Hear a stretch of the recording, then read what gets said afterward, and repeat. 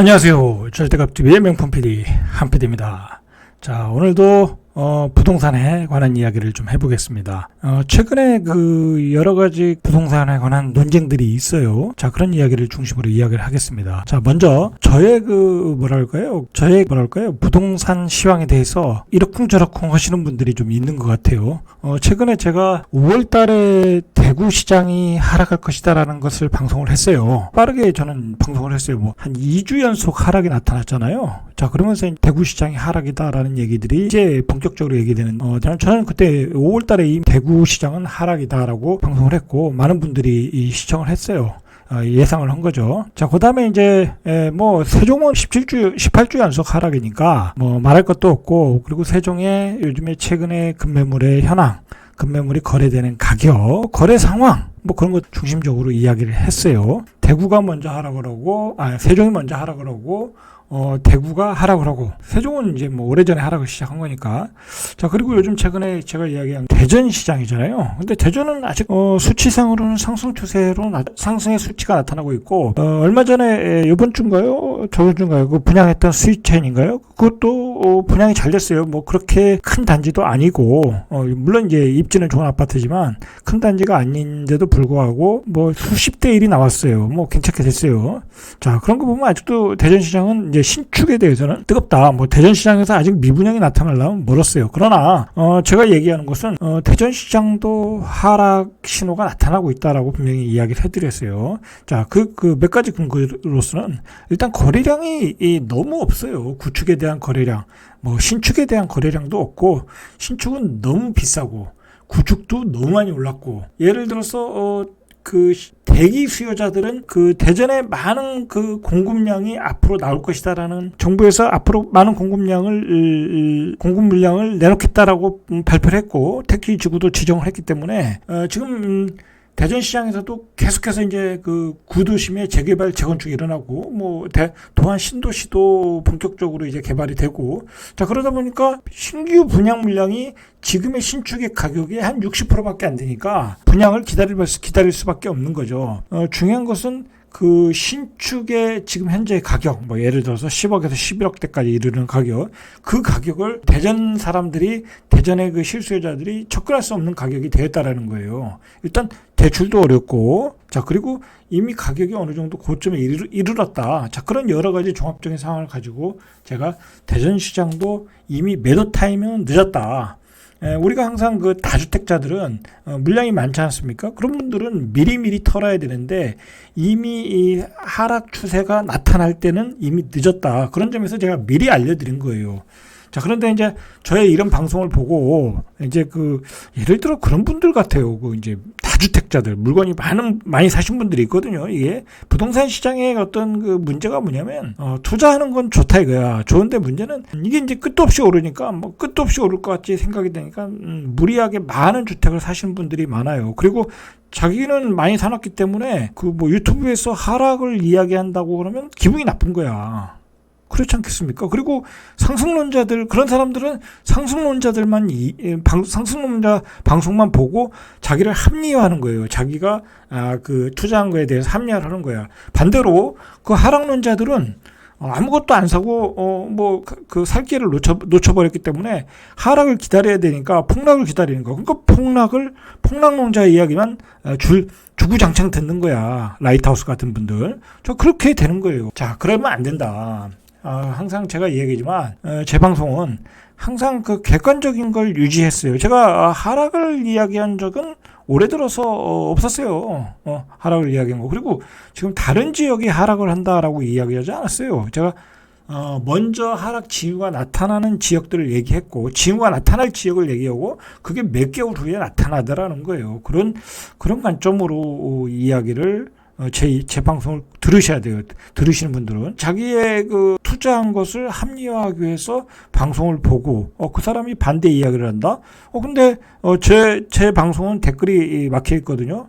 제가 뭐 이 방송을 하면서 뭐 돈을 버는 것도 아니고 제가 무슨 뭐 강의를 하는 사람도 아니고 제가 뭐 일일이 그 댓글에 뭐 대응을 할 수도 없는 거고, 그리고 뭐 댓글이라는 게 뭐 항상 악성 댓글도 있고 좋아요 댓글도 있는데 뭐 그거에 뭐 제가 뭐 일일이 대응할 수도 없는 거니까 제가 일부러 막아놨는데, 그걸 막아놓으니까 제 블로그에 들어와서 또 그렇게 또 주접을 떠는 사람들이 있더라고요. 이제 그러지 마시길 바래요. 그냥 자기는 그냥 그 상승론자 가격이 올라갈 것이다면 상승론을 확신을 갖고 배팅을 하세요. 그게 진정한 투자자의 길이다. 진정한 또 고수라고 하면 이런 사람이 이렇게도 생각을 하는구나. 이렇게 해서 하락이 나올 수도 있겠구나라고 참고를 해서 나의 시황관을 바꾸든지 전략을 바꾸든지, 자, 그런 그 바탕, 그런 정보로서 판단을 하시라는 거예요. 제 방송은 그걸 보고 판단을 해라. 제 방송을 보고 판단하라는 얘기지, 제 얘기를 믿으라는 얘기가 아니에요. 그걸 이해하시고, 뭐, 제 블로그에 들어와서 뭐 이상한 댓글 다루시지 마세요. 달아봤자 다 삭제해버리고, 그냥 차단해버리기 때문에 그 헛수고하는 거예요. 자, 그러니까 그렇게 아시고, 제 방송은 그냥 객관적인 시황, 제 말이 지금까지 틀린 적 없잖아요. 그렇잖아요. 이제 두고 보시면 아시고, 뭐 대구에서도 제가 뭐 5월달에 이야기했듯이 이미, 그 다음에 대전도 이제 몇 개월 후면 이제 하락 추세로 나타날 수밖에 없어요. 자, 그런 점을 참고를 하셔서 보시라는 거예요. 자, 우리가 항상 시장을 객관적으로 볼 수 있는 눈이 중요해요. 객관적으로. 예를 들어서 여러분 생각을 해보세요. 부동산 그 유명한 파워블로거 인플루언서들이 올해는 하락장이 없다, 뭐 그런 얘기를 하는데, 뭐 그런 서울 수도권에 한해서, 자, 그런 분들의 이야기가 맞을 수 있어요. 분명히 수치상으로는 하락이 안 나타날 수가 있어요. 분명히 그 사람들은 소위 말해서 유명인이기 때문에 그 시장에 대해서 포괄적으로 이야기하는 거예요. 여러분 그거 정확하게 생각하시고 봐야 돼요. 그 사람들이 어느 단지를 보고 이야기하는 게 아니에요. 서울 수도권의 전체적인 수치를 얘기하는 거예요. 수치는 그렇게 나타날 수 있어요. 그러나 그 서울 수도권의 주택시장도 1분위부터 5분위까지가 있는데, 그 5분위까지 각각의 시장이 다 다르게 나타날 수 있는 거예요. 지금 예를 들어서 아크로 리버파크, 반포의 아크로 리버파크는 45억 신고가예요. 강남은 아직도 상승 추세예요. 그렇잖아요. 그러니까 강남에 매물이 안 나오잖아요.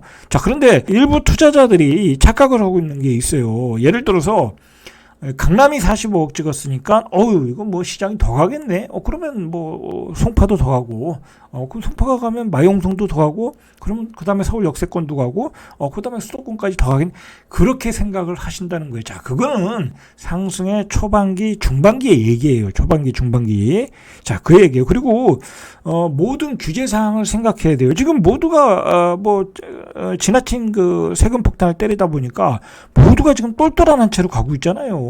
그러니까 다 팔고 강남으로 가다 보니까 그런 기이한 현상이 마지막 단계에서 나타나고 있는 것이다라고 생각을 할 수. 분석은 다양하게 해야 된다. 다양하게 해야지. 그것을 그냥 그 1차원적으로 강남이 신고가 찍었으니까 강남이 이제 1.5억 시대가 돼버리니까 이제 다른 지역은 뭐 평당 7, 8천 원 기본이네. 자, 그렇게 생각하면 안 된다는 거예요. 자, 항상 저는 그래요. 투자라는 것은 주식이든 부동산이라는 것은 저는 그 일반적인 수치보다는 항상 그 경험이 중요하다고 봐요. 경험이. 여러분 생각해 보세요. 2006년도 시장에서 정확하게 그 금융위기가 있기 전에 2006년에서 한 2008년도에 이제 금융위기가 나왔으니까 2006년도 찍고 2007년도 뭐 중반기 찍고 2008년 들으면서 이제 고점이 올라가면서 고점에서 거래가 잘 안 됐어요. 뭐 하락의 수치는 나타나지 않았어요. 항상 이 고점이라는 것은 거래량이 줄면서 가격적인 부담감 때문에 이 가격의 어떤 그 긴 행보 기간을 거칠 수밖에 없어요. 그렇지 않겠습니까? 주식도 마찬가지고. 자, 그런데 그런 긴 행보 기간에 뭐 어떤 문제가 발생하냐면 말 그대로 이제 뭐 천재지변이나 뭐 금융위기 같은 그런 이벤트가 발생하면 폭락하는 것이고, 그런 위기가 발생하지 않고 뭐라 그럴까요? 이제 그 공급 물량이 또 닥치면은 공급 물량이 쏟아져 나면 또 가격이 하락하는 거거든요. 그러니까 결국은 어느 정도 고점에 올라가면 행보 기간을 거치다 공급 물량에 치든지 이벤트에 치일 수 있다라는 거예요. 결국은 그때 그런 고점에서는 급매물이 거래가 되기도 하고 어느 경우에는 신고가도 거래되고 들쑥날쑥 변동성이 크다라는 거예요. 크다라. 자, 그런 시장에서 과연 우리가 추격 매수를 해야 되느냐 제가 이야기를 드리는 거예요. 저는 얘기하잖아요. 그래서 지금 시장은 고점 기간에서 다주택자들은 물량을 줄여나가야 되는 구간이다라고 분명히 말씀을 드리는 거고, 그 다음에 무주택자들은 예를 들어서 지금 가격이 많이 올라간 상태에서는 이제 대출을 이빠이 받아도 사기가 부담스러운 가격인데, 그걸 추격 매수하면 추격 매수 자체를 할 수가 없어요. 너무나 이제 대출을 받을 수 있는 금액도 적어졌고, 그리고 이제 기다리면 뭐 굳이 폭락장이 안 오더라도 중간중간 급매물이 나올 수 있다. 급매물. 그러면 내가 대출을 확 줄여서 받을 수 있다, 살 수 있다. 그런 타이밍을 기다려야 된다라고 라는 얘기를 말씀드린 거예요. 그런데 당신은 무슨 김종갑이냐 뭐냐 뭐 요즘 또 하락론자 누가 있어요? 뭐 그런 사람들과 그 같이 패키지로 해서 얘기하시는데, 전 그런 게 아니에요. 그 사람들은 일관적으로 하락을 얘기하잖아요. 저는 하락론자가 아니라 객관적으로 시장론자다. 그리고 저는 항상 그래요. 저도 그 상승론자들과 같이 주택 가격은 돈이 많이 풀리면 그 유동성에 의해서 올라가기 때문에 돈이 많이 풀리면 결국은 이제 우상향할 수밖에 없고, 자, 지금의 자본주의는 결국은 이게 화폐잖아요. 화폐에 의한 자본주의, 근본이제가 아니기 때문에 계속해서 화폐가 풀릴 수밖에 없어요. 그러니까 비트코인 같은 게 나오는 거 아니겠어요? 비트코인 같은 게 왜 나왔어요? 이제 돈을 담을 자산 상품이 없는 거야. 자산 상품이. 자, 그러니까 비트코인 같은 상품이 나오고, NFT 같은 그 토큰 형태의 그런 디지털화된 상품에 말도 안 되잖아요. 그 상품이 예를 들면 그런 상품들이 이 투자 자산으로 나오는 거예요. 자, 그러니까 집은 우상향을 한다. 그러나 그 단기간에 너무 많은 유동성이 풀렸으니까 그 유동성을 조이면 집값은 조정을 받을 수밖에 없다. 자, 그런데 정부의 정책은 지금 대출을 조이고 급격하게 줄이고 미국은 금리 인상으로 들어가기 직전이다. 자, 그러니까 이제 돈을 이제 다시 은행으로 빨아 들어가는 시기이다. 그리고 우리가 지금 집을 살 수 있었던 것은 예를 들어서 금리가 싸기 때문에 그렇게 무리한 추격을 해서 연끌 매수가 됐던 거예요. 그래서 3억짜리가 10억이 됐던 거예요. 자, 그러나 지금은 연끌 매수를 할 수가 없다. 금리가 예전에 2.5%에 샀는데 이제 내년이면 5%대가 되는데 연끌 매수가 되겠냐? 안 된다. 자, 그래서 하락 신호가 나타나고 있고, 이제 어떤 그 시간의 문제이고 어떤 그 순서의 문제이다. 자, 제일 먼저 세종이 나타났고 대구가 나타났고 그 다음에 대전이 나타날 것이고, 자, 그 다음에 또 어떤 지역이 나타날 것이에요. 그건 제가 다음에 말씀드리겠습니다. 일단 자, 그러니까 지금 제가 말씀드리는 건 굳이 고점에서 사야 될 이유도 없고, 다주택자들은 리스크 해칭을 해라 라는 말씀을 드리는 거니까 제 방송을 그런 관점에서 보셨으면 좋겠어요. 상승론자건 하락론자건. 자, 그리고 기다리면 결국은 지금은 벌써 이제 매수자 우위 시장이 와요. 지금까지는 뭐 완벽한 매도자 우위 시장이었지만 지난주부터도 서울 수도권에 그 매매 수급 지수가 떨어지기 시작했잖아요. 100 이하로. 매수자 우위 시장으로 가고 있다라는 거예요. 자, 그 얘기는 거기까지 하고, 자, 요즘에 최근에 문제가 뭐냐면 이게 정부가 너무 많은 세금을 걷어갔다라는 거예요. 이게 지금 정부가 원하는 대로 양도세 올해 11조를 걷어갔다. 이게 신문 기사인데 정확히 몇 조인지는 모르겠는데 또 엄청나게 초과해서 말 그대로 이 시중의 돈을 국가가 다 빨아 먹었다라는 얘기는 이 경기가 안 돌아간다는 거예요. 뭐 세금이 다 어디서 나왔겠어요.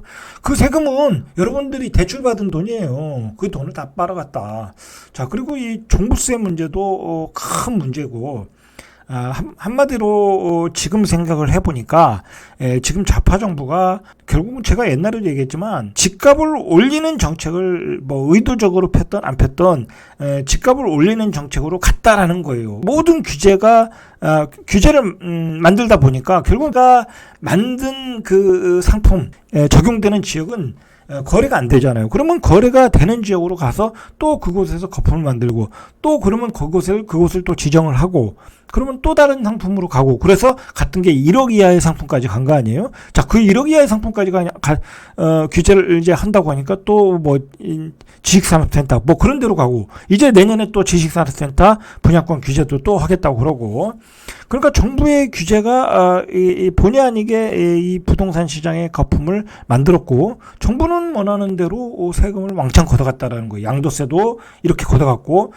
종부세도 몇 배를 더 걷어갔는지 모르겠어요. 이거 정말 난리도 아니다. 결국은 제가 눈에 얘기했지만 이 정부가 이 좌파 정부가 많은 복지 정책을 펴야 되는데 세금이 모자르잖아요. 그거 뭐 법인세에서 거둘 수도 없고 일반 뭐 근로소득에서 더 퍼센테이지를 올려서 거둘 수도 없는데 그 재원을 결국은 부동산 시장에서 다 만들었고 결국은 앞으로도 그 퍼주기 복지 정책을 위해서는 더 많은 재원이 필요하다고 하니까 뭐 무슨 뭐 국토 보유세인가요? 뭐 그런 얘기까지 나왔다가 요즘은 그건 안 다음 그 정권에서는 뭐 보류하겠다라는 얘기까지 했어요. 자, 그러나 기본적으로 이 좌파 정부의 정책이라는 게 복지 정책이고 퍼주기 정책인데 결국은 세금을 강화하는 쪽으로 갈 수밖에 없는 거예요. 그리고 그렇게 해서 이제 공시지가 환원율을 계속 높이다 보니까 말도 안 되는 세금을 맞게 되는 거죠.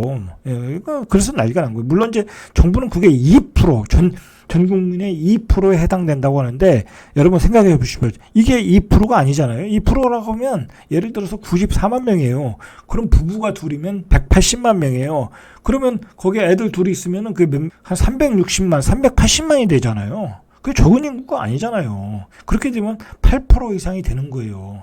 자, 그리고 그 종부세 인상하고 보유세 인상하면 결국 누구한테 전가가 되겠어요? 결국 임차인들한테 다 전가가 된다는 거예요. 자, 그런 문제가 있었다라는 거예요. 자, 그런데 이게 문제가 뭐냐면 자, 이렇게 다주택자를 옥죄이는 정책을 피던 그 좌파 정부가 갑자기 이 완화책들을 내놓기 시작했어요. 이 대선을 앞두고. 자, 나온 게 12억 이하의 주택을 고가주택으로 보고 12억 이하의 주택은 양도세 완화하겠다. 그것도 뭐 굉장히 질질 끌다가 선거를 앞두고 어떤 타협안으로 내놓은 거예요. 뭐 사람들이 집을 팔질 않으니까. 결국은 지금 뒤에서 얘기했지만 이 거래량 1월 통계가 현재까지 잡힌 거래량이 500 몇 건이래요. 500 몇 건. 그게 말이 되겠습니까? 거래가 하나도 안 된다는 거야. 그러니까 세금이 안 들어오잖아요. 거래가 돼야 세금이 들어오는데. 자, 그러니까 어쩔 수 없이 12억 완화를 또 완화한 거예요. 사실은 알고 보면 거래가 안 되니까 정부의 세수가 모자르잖아요. 그렇게 되면. 예? 자, 그런데다가 또 중과세 완화까지 하겠대요. 이거 뭐 될지 안 될지 모르겠는데 이거 사실 좌파 정부의 어떤 기본적인 그 철학이 깨지는 거예요. 이렇게 되면. 그렇지 않겠습니까? 좌파 정부는 부동산 투기로 사람들이 재산을 늘리고 그것 때문에 빈부의 격차가 벌어지고 있다고 해서 다주택자를 옥죄기 위해서 중과세를 때렸던 건데 자, 그것도 완화할 생각이 있다라고 얘기했어요. 할지 안 할지는 모르겠지만 자, 그러니까 그런 이중적인 그 정책을 내놓고 있다라는 거예요. 그러니까 지금은 완전히 정책이 완전히 비빔밥이 돼버렸어요. 아주 그냥 죽도 밥도 안 되게 돼버렸다는 거죠. 이게 뭐 하는 정책인지 모르겠어요. 그런데 제가 항상 이야기하고 싶은 것은 뭐냐면 좌파 정부가 이 부동산의 양극화의 주범이라고 이야기를 해요. 실제로 그런 면이 있죠. 그런 면이 있어요. 자, 그런데 그런 면을 누가 만들었냐 이거예요. 누가 만들었냐. 지금 이제 일반 그 중산층이 강남은 진입 못해요. 예를 들어서 뭐 송파에 가서 잠실에 뭐 있는 그 아파트 사도 좋은 게 한 20억, 30억인데 그거 어떻게 사겠습니까? 사는 것도 어렵고 설령 사더라도 종부세 때문에 살 수가 없어요. 1년에 1,000만 원씩 내고 어떻게 살겠어요? 내가 1,000만 원이면 월세 100만 원을 내고 사는 거예요. 자, 그 양극화를 누가 만들었냐 이거야. 누가 만들었냐. 바로 좌파 정부가 만들어 버렸어요. 똘똘한 한 채를 만들면서 그렇게 만들었다. 좌파 정부 입장에서는 세금을 걷어가지고 그 부자들한테 세금을 걷어서 가난한 사람들한테 쓰겠다라고 이야기를 하지만 결국은 그렇지 않아요. 거기에 전세 사는 사람들, 그 월세 사는 사람들이 다 일반 중산층이에요. 그 사람들한테 세금이 다 전가되고 있다라는 거예요. 자, 저는 이제 주식 투자를 하잖아요. 주식 투자를 하는데 제가 본 대한민국의 주식 시장, 제가 보기에는 이 대한민국의 어떤 양극화의 주부분, 부동산이 뭐 3이라고 하면 주식시장이 7이에요. 7. 자, 그런데 주식시장에 대한 통제가 있나요? 없어요. 주식시장의 통제는. 주식시장에 대해서 규제가 뭐 있어요? 그냥 양도세 뭐 10억 이하의 차익에 대해서 양도세를 부과하겠다. 뭐 그런 거잖아요. 뭐 그건 당연히 내야 되는 거죠. 많이 벌었으니까. 그래봤자 뭐 중과세를 때리는 것도 아니잖아요. 일반 과세잖아요. 자, 그밖에 없어요. 자, 제가 왜 이 주식시장에서 양극화가 문제라는 건 뭐냐면, 대한민국의 그 상장하는 주식들을, 신규 상장하는 주식들 잘 보세요. 뭐 예를 들어서 무슨 인터넷 기업 카카오 같은 거, 뭐 어마어마하게 상장하잖아요. 자, 사실은 그 상장하면서 얼마나 많은 뭐 기관들이 그 주식을 또 그 사주고 막 그 고평가 논란이 있는데도 상장을 한다. 그러면 그곳에 그 주식을 가지고 있는 사람들은 거부가 되는 거예요. 거부가. 거기에서 일종의 뭐 임원들도 있고 관계자들도 있고 뭐 물론 정당한 대가라고 볼 수 있죠. 고생 했으니까. 자, 그러나 꼭 그게 정당하게 가진 사람이 있는 건 아니잖아요. 말 그대로 자본가들이 미리미리 선추매한 것도 많다. 이거 진짜 빈익빈 부익부가 일어나는 것은 주식시장이다. 자, 그리고 제가 한마디 좀 더 하면은 이 대한민국 주식시장은 정말 제가 보기에는 개판이다. 여러분, 저는 코스피 주식을 거의 뭐 예를 들어서 미국 주식 팔으면 대한민국 주식은 뭐 2 내지 1밖에 안 해요. 이게 할 수가 없는 게, 아니 생각을 해보세요. 무슨 이거는 뭐라고 그러죠? 멀쩡한 회사를 특히 LG화학, 뭐 SK 뭐 그런 회사들 있잖아요. SK 이노베이션, LG화학. 그럼 2차 전지 만든다고 그걸 물적 분할을 해요. 예? 물적 분할하면 그 LG화학에 투자한 사람들은 개털되는 거예요. 말 그대로 신규 상장 주식을 받을 수가 없잖아요. 그렇잖아요. SK 이노베이션도 그렇고. 그러면 LG화학의 주가는 2차 전지 때문에 올라갔는데 떨어지는 거야. 그리고 신규 상장되면 말 그대로 새로 상장해서 IP를 공모해가지고 또 그 대주주들, 그 대기업들은 떼돈을 또 못 끌어 모으는 거예요. 그러면 대주주, 일반 LG화학 주주도 공모주 청약해서 한 주, 두 주 받고 끝나는 거야. 자기가 그 2차 전지에 투자했던 주식은 완전히 밑바닥으로 떨어지는데 새로 신규 상장하는 주식은 받지도 못한다. 그거 미국 시장에서는 있을 수가 없어요. 근데 대한민국에서는 이런 게 아주 비일비재하다. 왜 그런 거는 규제 안 하는지 난 잘 모르겠고. 그리고 더 웃긴 건 오늘 좀 주식 얘기를 해야 돼요. 왜냐하면 제가 얘기하고 싶은 얘기가, 이 양극화의 주범은 저는 부동산 시장보다 주식 시장이다라고 얘기해요. 오히려 이 우리나라 중산층을 탄탄하게 만든 것은 부동산 시장이에요. 그 서민들이 집을 사서 그 집이 자산이 돼서 그걸 바탕으로 탄탄한 중산층을 오히려 만든 거야. 자, 이제 그게 좀 과하다 싶으니까 좌파 정부가 너무 옥죄했던 거고. 자, 예를 들어서 그 CJ라고 또 그룹이 있어요. 드래곤 스튜디오인가? 그런 거 있잖아요. 그 CJ 그룹에 무슨 모회사, 엔터테인먼트 모회사가 있는데 거기서 그 드라마 파트가 분리된 게 스튜디오 드래곤이에요. 그게 주가가 뭐 드라마를 잘 만든다고 해서 엄청나게 떴잖아요. 그 한류의 그 열풍을 이용해서. 자, 그랬더니 제가 이제 방송국에 있어서 아는데, 이게 드라마 제작사라는 것은 사실 수익성이 뭐 생각보다 대단히 많이 날 수가 없어요. 그게. 그렇지 않겠습니까? 뭐 제작비 받고 인건비 주고 뭐 그러면 그게 남는 게 없어요. 뭐 물론 그게 이제 해외 판권을 사서 또 돈을 벌 수도 있고 다른 엔터테인먼트 사업을 해서 부가 수입을 벌 수 있는데, 자, 이제 그렇다 치더라도 두 번째 문제가 뭐냐면 그러면 예를 들어 드라마 제작사 하나 더 만들 수 있는 거야. 스튜디오 드래곤이면 요즘은 그 얘기도 들어요. 뭐 스튜디오 타이거 뭐 그런 식으로 만든다는 거야. 그렇게 하면 1개, 2개, 3개, 4개, 5개, 6개, 10개도 만들 수 있어요. 그리고 그걸 다 상장하는데, 그게 말이 되나요? 대한민국의 그 기업들이 그런 식으로 상장을 하고 있더라는 거야. SK그룹은 안 그래요? 회사 다 쪼개가지고 그 SK 케미칼에서 뭐 SK 바이온스, SK 그 있잖아요. 뭐 제약회사도 뭐 쪼개서 나가고, 수도 없이 많아요. 뭐 그렇게 해서 대주주들이 가서 그 상장을 막 고가의 공모가를 받아서 상장을 해서, 그리고 거의 뭐 또 그 상장을 해놓고 또 팔아먹고, 그리고 또 뭐 대규모 물량을 시장에다 못 파니까 그걸 외국인 회사하고 또 연결해가지고 블락딜로 팔고, 그 블락딜에서 뭐 어떻게 얼마에 파는지 알게 뭐예요. 그죠? 모르는 거예요, 그건. 자, 그런 그 구조 하에서 대한민국의 특히 이 좌파 정부 들어서 엄청난 그 주식시장에 상장을 하면서 대한민국 주식시장에서 돈을 번 사람들이 어마어마하다라는 거예요. 대한민국의 양극화는 주식시장이 주범이에요, 제가 보기에는. 자, 그리고 또 문제는 뭐냐면, 배당도 안 줘. 배당, 그나마 배당이라도 주면 되는데, 배당도 안 줘. 그러면 그 일반 소액 주주들은 이거 완전히 호갱이가 되는 거야. 주식을 좋다고 해서 샀는데, 그거 외국인들한테 블락딜로 다 팔아먹고, 그럼 지들이 팔아먹었다는 얘기는 뭐예요? 결국은 회사가 비전이 없다는 얘기잖아요. 그렇잖아요? 그리고 또, 이따가 또 공모주를 또 유상증자를 해. 예? 두산중공업처럼. 그 1조 5천억이잖아요. 그 작년에 한번 1조 이때에서 유상증자했는데 뭔 해마다 1조씩 유상증자하고 뭐 그래가지고 그게 주식이 올라가겠습니까? 대한민국 주식시장이 지금 저나마 버티는 건 또 참 저는 신기하다고 봐요. 얼마나 많은 그 물량들이 그 공모주창에 얼어들어오고 유상증자를 했겠습니까?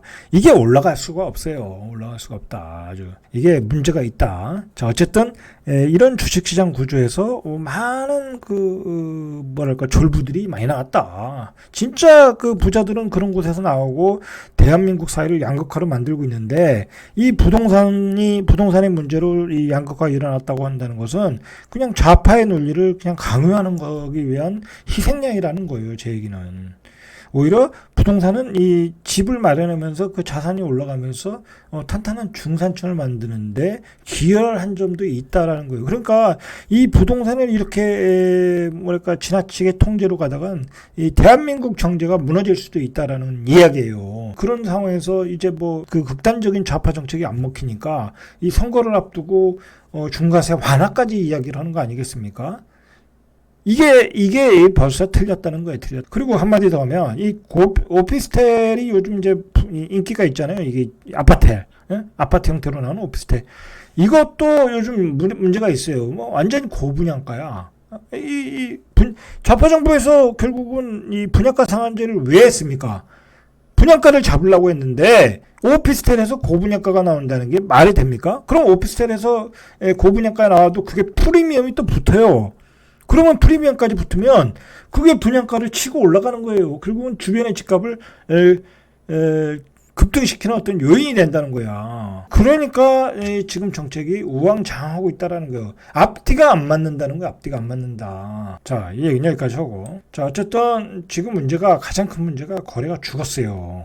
여러분 서울 수도권에서 집을 내놨는데 몇 개월 지나도 집을 안 보러 오잖아요. 안 보러 온다 지금. 실질적으로 여러분 수치만 보고 있으면 안 돼요. 자, 그리고 가장 안 보러 오는 이유가 뭐냐? 이제 살 수 있는 가격대가 아니에요. 거기다가 대출도 막았어요. 거기다가 전세 대출도 조이겠대요. 요즘 전세도 잘 안 나가요. 서울이건 지방이건.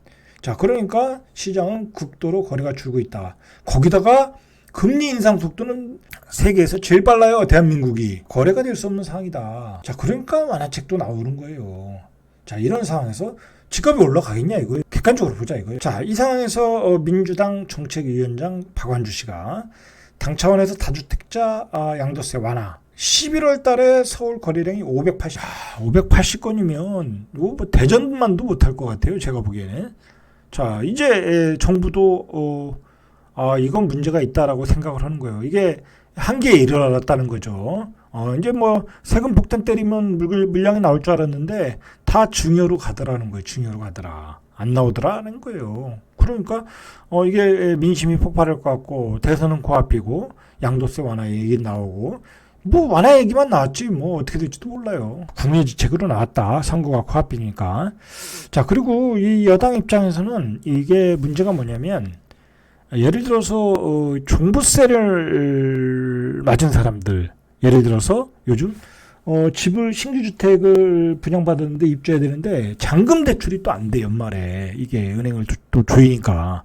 자, 그 사람들 난리가 났었잖아요. 자, 그런 사람들은 결국 어떻게 하겠어요? 열이 받겠죠. 그런 사람들은 예를 들어서 지금 여당을 원망할 수밖에 없어요. 그러면 그 사람들 억하심정이 들어서도 반대표로 여당에 대해서 반대표를 찍을 수밖에 없어요. 자, 그런 이제 표가 무서워질 수 있어요. 왜냐면 이 사람들은 그런 그 어떤 그 복수 심리가 있기 때문에 반대표를 꼭 던질 수 있는 사람이에요. 그러니까 안 그래도 지금 여당과 야당의 후보가 대선에서 아주 긴박한 그 각축을 벌이고 있는데, 그런 표가 많아진다고 하는 것은 여당 입장에서도 굉장히 불리하고 그게 문제가 되겠다고 생각을 하는 거예요. 제가 보기에는. 자, 그런 점에서 지금 정부가 완화 정책을 내놓고 있는 거예요. 제가 몇 개월 전부터 얘기했어요. 지금 여당의 부동산 정책은 대선 전국을 앞두고 컨트롤이 안 되고 있다라고 얘기했어요. 특히 그 고승범 금융위원장이 한 10월 달부터 그 대출을 조이기 시작했잖아요. 뭐 그 대출을 줘서 집값이 어느 정도 조정을 받을 수는 있었는데, 뭐 그거 아니더라도 이미 가격은 이미 그 조정 타임이었었고, 자, 그리고 그 대출을 조이는 과정에서 너무 무리하게 했다 이거예요. 아니, 잔금 대출을 받아야 될 사람들은 잔금 대출을 주면 되죠. 그게 뭐가 문제예요. 어차피 팔지도 못하는 거. 그렇잖아요. 그런데 그런 것까지 조였다 이런 거예요.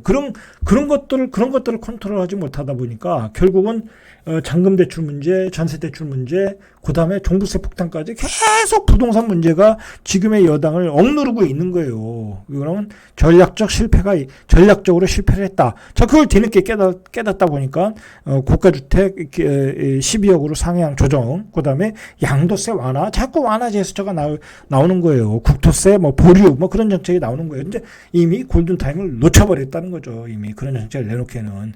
그리고 뭐 그것도 화끈하게 내놓는 것도 아니에요. 지금 뭐 그냥 연론에 실실 흘리는 거야.